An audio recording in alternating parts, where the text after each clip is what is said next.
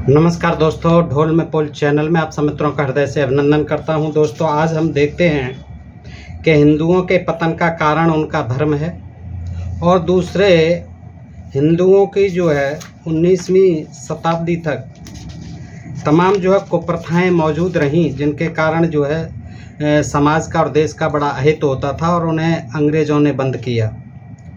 19वीं शताब्दी के मध्य तक धर्म के नाम से प्रचलित उन विविध क्रूर और असभ्य कुप्रथाओं की ओर आज हम देखते हैं कि जो इस जाति के सभ्य होने में, हिंदू जाति के सभ्य होने में ही संदेह उत्पन्न कर देती हैं तथा जिन्हें ब्रिटिश सरकार ने कानून द्वारा बंद कर इस जाति का महा उपकार किया है दोस्तों। और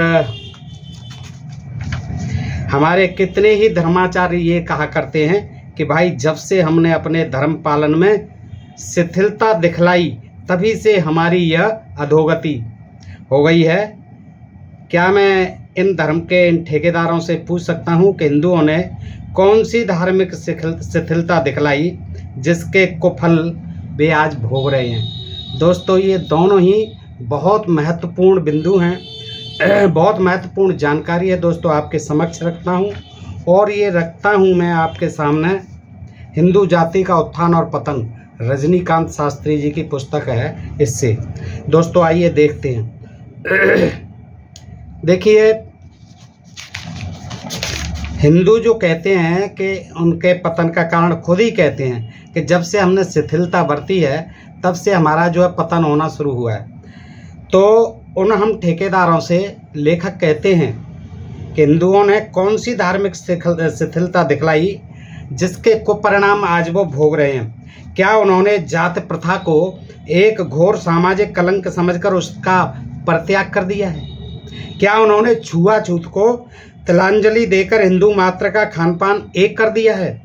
क्या उन्होंने बाल विधवाओं का पुनर्विवाह अबाध रूप से प्रचलित कर हिंदू समाज को भ्रूण हत्या तथा गर्भपात सदृश पैशाचिक पापों से मुक्त कर दिया है?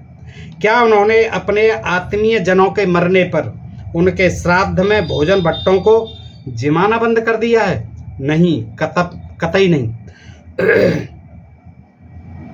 क्या उन्होंने देवताओं के मंदिर बनवाने और उनके राग भोग में अपनी गाढ़ी कमाई को पानी की तरह बहा देने से अपना हाथ खींच लिया है?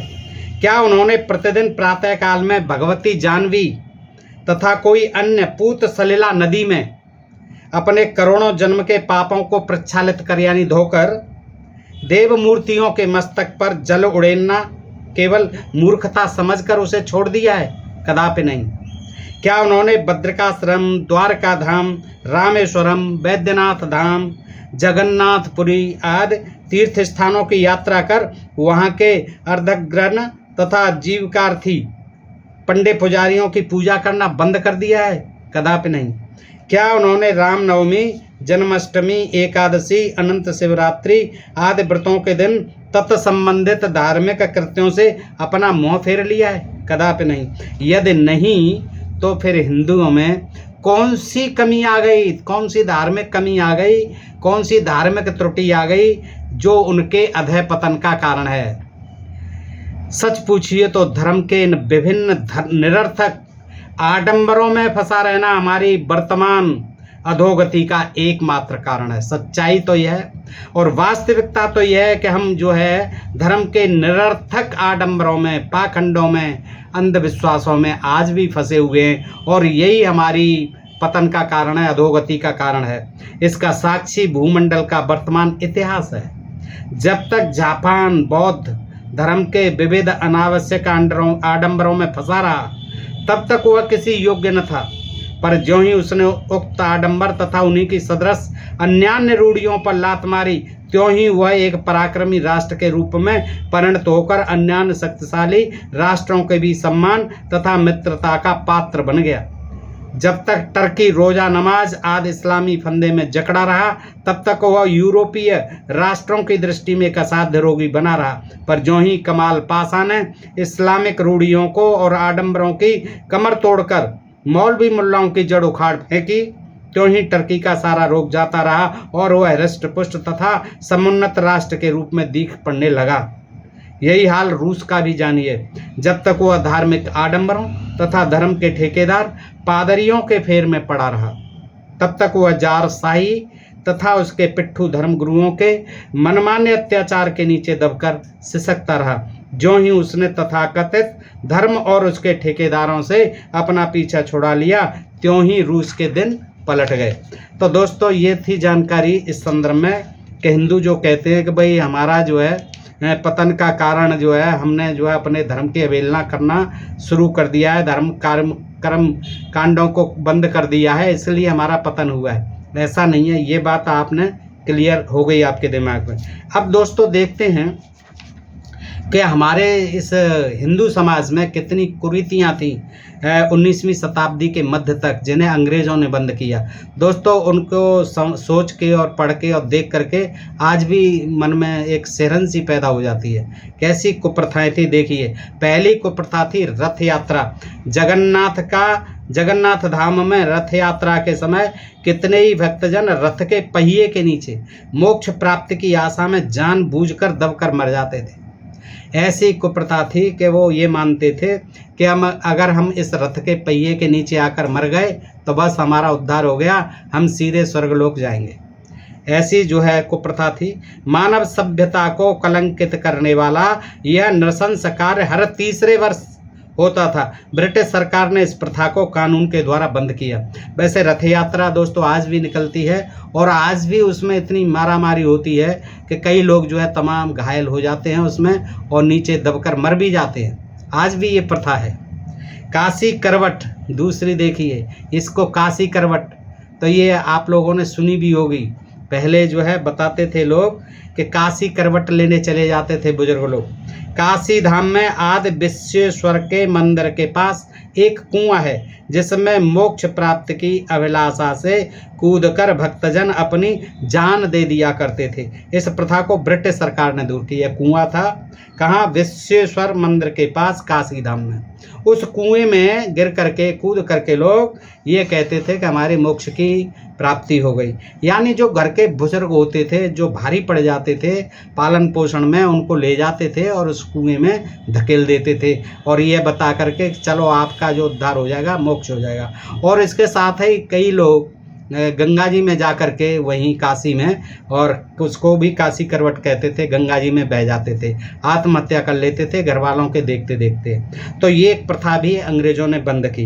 गंगा प्रवाह तीसरी, गंगा प्रवाह। अधिक अवस्था बीत जाने पर भी यदि कोई संतान न हुई तो कितने माता पिता यह मनौती करते थे कि यदि हमें संतान हुई तो हम अपने बच्चे को गंगा सागर की भेंट चढ़ाएंगे। देखिए कितनी ये क्रूर प्रथा थी कि बच्चा होने पर ये कहते थे कि अगर पहला बच्चा हुआ हमारे, यानी बच्चा होना प्रारंभ हो गया, तो हम पहले बच्चे को क्या करेंगे? गंगा सागर की भेंट चढ़ाएंगे। इस निष्ठुर मनौती को पूरी करने के लिए वे पहली संतान को गंगा सागर में छोड़ देते थे। देखिए गंगा सागर में फेंक आते थे जाकर के कि चलो अब तो हमारे बच्चे शुरू हो गए और हो जाएंगे। पहले बच्चे को वो जो है कि मनौती पूरी हो गई, गंगा सागर में फेंक आते थे। इस क्रूर प्रथा को ब्रिटिश सरकार ने ईस्वी सन 1835 में कानून द्वारा बंद कर दिया। चरक पूजा दोस्तों, चरक पूजा भी बड़ी खतरनाक होती थी कि काली के मोक्ष अभिलाषी, काली के जो उपासक होते थे और जो मोक्ष के कामना करता होते थे, मोक्ष के अभिलाषी होते थे, वो क्या करते थे? वो जो उपासक होते थे उनके मेरुदंड में यानी रीढ़ की हड्डी में आप देखो 2 लोहे के हुक धसा दिए जाते थे। 2 हुक जो है धसाकर उसके रस्सी के द्वारा एक चरखी के छोर से, एक झूला सा होता था और चरखी होती थी, चरखी के छोर से लटका देते थे उसे ऐसे बांध करके, और चरखी के दूसरे छोर में बंधी हुई दूसरी रस्सी को पकड़कर उस चरखी को खूब जोर से तब तक नचाते थे यानी घुमाते थे जब तक उस उपासक के प्राण पखेरु उड़ न जाए।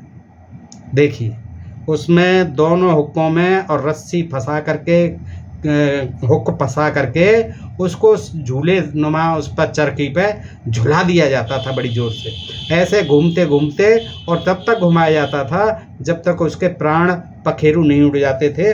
उसको क्या कहते थे? चरक पूजा। किसकी? काली की। आप सती के बारे में तो आपने सबने सुनाई है, 5वीं कुप्रथा आई है सतीदाह। विधवा स्त्री को उसके मृत पति के शव के साथ उसकी चिता में जला दिया जाता था। जैसे ही पति मरता था तो जो घर वाले थे वो ये जानते थे कि ये मर गया इसका पति, अब इसकी जो ज़मीन जायदाद है, जो संपत्ति है, घर मकान है, उसमें ये हिस्सा लेगी। तो क्या करते थे, भले ही वो जवान है, भले ही वो कल ब्याह के आई है, लेकिन पति मरते ही उसको जो है उसके साथ ले जाते थे खींच के, और ऐसा आडंबर पाखंड पूजा प्रपंच करते थे, तमाम ढोल नगाड़े बजाते हुए, उसके माला वाला डाल करके। फिर जो चिता होती थी पति की, उसी चिता पर उसको पकड़ करके और आग लगा देते थे, चिता के साथ जला देते थे। तो विधवा स्त्री को उसके मृत पति के शव के साथ उसी की चिता में जला दिया जाता था। इस अमानुषिक प्रथा का अंत ब्रिटिश सरकार ने ईस्वी सन 1841 में किया। दोस्तों देखिए, अंग्रेज़ों ने इस देश के साथ कितना अच्छा किया, कितना परोपकार का काम किया। अगर मैं समझता हूँ कि अगर अंग्रेज़ नहीं यहाँ आए होते तो ये देश पता नहीं किस रसातल में होता। कितनी ही कुप्रथाओं को यहाँ उन्होंने बंद किया, यहाँ शिक्षा का प्रचार प्रसार किया, तमाम यातायात के साधन, रेल और तमाम ये सुविधाएं जो है बस मार्ग और मोटर आदि, इनकी उन्होंने बहुत व्यवस्था की। व्यापार करना यहाँ के लोगों को सिखाया, सब तरह से जो है संपन्न बनाने का काम किया दोस्तों। लेकिन और ये कुप्रथाएं थी, इनसे भी मुक्त कराया।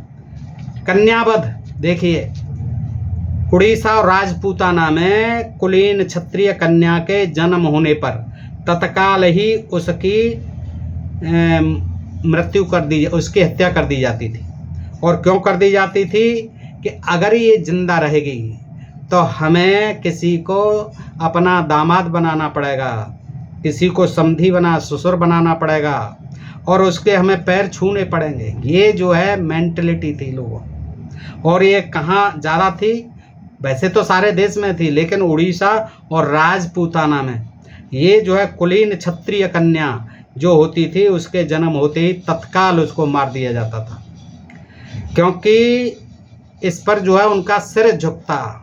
किसी को दामाद बनाने पर उसके चरण स्पर्श करने पड़ते, किसी को ससुर बनाने पर उसके आगे सिर झुकाना पड़ता। ऐसा सोच करके तुरंत ही लड़कियों को मार दिया जाता था। और कहीं कहीं प्रथा ये आज भी देहाती अंचल में मौजूद है। इस जघन्य प्रथा को ब्रिटिश सरकार ने ईस्वी सम्मत 1870 में कानून से बंद किया। और जो आजकल तमाम जो है ये गर्भपात होते हैं, ये क्या है, लड़की गर्भ में जांच हो जाए तो उसको मार देते हैं, ये उसी का ही एक घिनौना रूप है। नरमेध देखिए, नरमेध जैसी कुप्रथा थी, इसमें जो है मनुष्यों की बलि दी जाती थी। यह पैशाचिक तथा ऋग्वेदीय पुनः सेप सूक्त को आधार मानकर पुनः सेप की बलि दी गई थी ऋग्वेद में। तो वो बच गया था, लेकिन भाग गया था, उसे विश्वामित्र ने बचा दिया था। तो पुनः सेप जो है उसके आधार पर क्या करते थे कि उत्तर और दक्षिण भारत में ये प्रचलित थी नरमेध। इसमें किसी अनाथ व निर्धन मनुष्य को दीक्षित करके यज्ञ में उसकी बलि चढ़ाई जाती थी। पहले तो उसे जो है कुछ श्लोक मंत्र आदि सुनाए जाते थे, फिर उसको कुछ धर्म की पट्टी पढ़ाई जाती थी, और फिर उस बेचारे को यज्ञ में उसकी बलि चढ़ाई जाती थी। यज्ञ पशु कहते थे उसे। इस निष्ठुर प्रथा को भी ब्रिटिश सरकार ने ईस्वी सन 1845 में एक्ट 21 बनाकर दूर किया। दोस्तों सोचिए। नंबर 8 महाप्रस्थान। इसका आधार मनुस्मृति 6/31 माना जाता था। मनुस्मृति अध्याय 6 31 श्लोक क्या था महाप्रस्थान मनुस्मृति में, कि वहाँ इसकी विधि दूसरी ही बतलाई गई है। यह एक प्रकार का आत्मघात था, आत्मघात, आत्महत्या। इस व्रत को करने वाले मोक्ष लाभार्थी जल में डूबकर तथा अथवा आग में जलकर अपनी जान दे देते थे। आत्महत्या ही था, पानी में डूब के मरना या स्वयं अपने शरीर में आग लगा के मरना, ये आत्महत्या ही थी। इसी को कहते थे महाप्रस्थान। देखिए धार्मिक नाम दिए गए थे, महाप्रस्थान। मृच्छकटिक नाटक में लिखा है कि राजा शूद्रक ने भी महाप्रस्थान किया था, यानी वो भी अपने शरीर में आग लगा के मिट्टी का तेल छिड़क करके मर गया था। उसको महाप्रस्थान कहा गया। इस प्रथा को भी मिटाने वाली ब्रिटिश सरकार ही थी। कितना सुधारा इस देश को। कहते हैं कि हमारा बड़ा वैभवशाली देश था, बड़ी यहाँ की अच्छी थी, तरक्की थी, बड़ा वेद विज्ञान भरा हुआ था हमारे पुराण धर्मशास्त्र वेदों में, तमाम जो है हमारा वैभवशाली था, हम ये थे, हम जगत गुरु थे। ये सारी कुप्रथाएं जो है मानव समाज के लिए कलंक थी। किस तरह से लोगों को मार दिया जाता था धर्म के नाम पर। तुषानल, नवी थी तुषानल। कोई कोई अपने किसी पाप के प्रायश्चित स्वरूप अपने को भूसा या घास की आग में जलाकर भस्म कर देते थे। जब भूसा का स्टोर होता था उसमें घुस जाते थे, आग लगा देते थे, लोग जल जाते थे। या घास की आग होती थी, कहीं इकट्ठी घास रखी उसमें घुस गए, आग लगा ली, जल के मर गए। ये क्या था? ये अमानवीय कृत्य। कुमारिल भट्ट ने बौद्धों से विद्या ग्रहण कर फिर उन्हीं के धर्म का खंडन करने के पाप से मुक्त होने के लिए इस व्रत को किया था। सरकारी कानून ने ही इस राक्षसी प्रथा का अंत किया। एक 10वां है हरि बोल। हरि बोल ये भी कुप्रथा थी। इसमें क्या था? ये प्रथा बंगाल में प्रचलित थी। असाध्य किन्वा यानी असाध्य मरणासन्न रोगी, जो बेचारा मरणासन्न होता था रोगी, उसे गंगा में ले जाकर गोते दे देकर स्नान कराते, कहते हरि बोल हरि बोल, और उससे कहते थे कि हरि बोल हरि बोल। यदि वह इस प्रकार गोते खाते खाते मर गया तो वह बड़ा भाग्यवान समझा जाता था। पकड़ के उसे डुबोते थे, बोल हरि बोल हरि बोल। और बेचारा जो है मरने जा रहा है, बेचारा बीमार रहा है, असाध्य बीमारी से ग्रस्त रहा है, परेशान है, बुजुर्ग है, अपने घर का ही बुजुर्ग है, किसी और को नहीं। और उसको ले जाते थे कि चलो अब आपका हरिबोल का समय आ गया। और वहाँ पकड़ करके बार बार गंगा में कहते थे, डुबकी लगाते थे, हरि बोल हरि बोल हरि बोलो हरि बोलो, बोलते रहो। और जब तक बुलवाते थे जब तक वो गोते खाते खाते मर नहीं जाता था। और फिर कहते थे हाँ हमारे पिताजी हमारे दादाजी बड़े भाग्यवान निकले, हरि बोलते बोलते जो है चले गए। और यदि नहीं मरा तो वहीं पर अकेले तड़प तड़प कर मर जाने के लिए छोड़ दिया। फिर वहीं छोड़ आते थे, उसे किनारे पे ही छोड़ आते थे कि चल नहीं मर रहा है तो पड़ा रही। और वो बेचारा भूखा प्यासा तड़प तड़प के मर जाता था, वह घर वापस नहीं लाया जाता था। देखिए हरि बोल जो है ऐसी कुप्रथा थी। हरि बोल बोल नहीं डूबा, अगर नहीं मरा तो क्या उसे वहीं छोड़ आते थे, किनारे किनारे पड़ा रहे भूखा प्यासा, वहीं मर जाता था। इस जघन्य प्रथा को भी ब्रिटिश सरकार ने ईस्वी सन 1831 में कानून द्वारा बंद किया गया। भृगुत्पन्न 11वां भृगुत्पन्न ये क्या था? यह प्रथा गिरनार और सतपुड़ा की घाटियों में प्रचलित थी।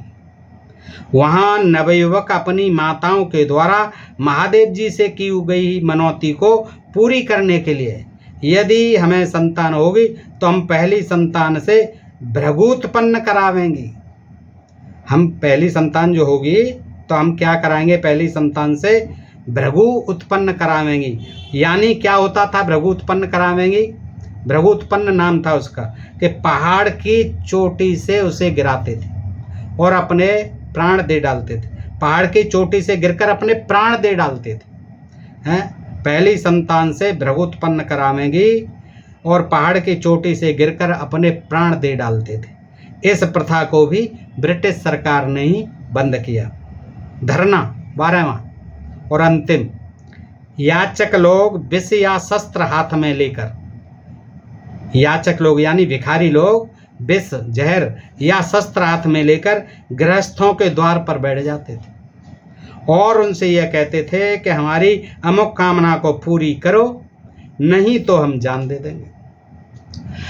हमें भैया 5 किलो आटा दो, हमें 1 किलो जो है 1 सेर घी दो, उस समय सेर चलते, या हमें ये दो, वस्त्र दो, दान दो, ये दो वो दो, सोना दो, चांदी दो, नहीं तो देखिए ये हम जहर लेके बैठे हुए हैं, ये हाथ में खंजर लेके बैठे हुए हैं, अभी घुसड़ते हो आपके द्वार पर ही मर जाएंगे, अभी हम फंकते हैं जहर को मर जाएंगे। इस तरह से वो डराते थे लोग और इसको धरना कहते थे। वो धरना दे करके बैठ जाते थे तो बेचारे गृहस्थी को उसकी अनुचित इच्छाएं भी पूरी करनी पड़ती थी कि जी अभी मर जाएगा, हमें पाप लगेगा। आजकल तो दो देंगे उसमें कि भाग यहाँ से हैं, तो इस प्रथा को भी भोले भाले लोग थे, अंधविश्वासी लोग थे बेचारे, क्या करते, उसने जो कह दिया उसकी जो है मनौती को पूरा करते थे, जो उसने मांग लिया, जो उसने कामना कर दी, नहीं तो मैं मरता हूँ। इस प्रथा को भी ब्रिटिश सरकार ने ईस्वी सन 1820 में कानून से बंद किया।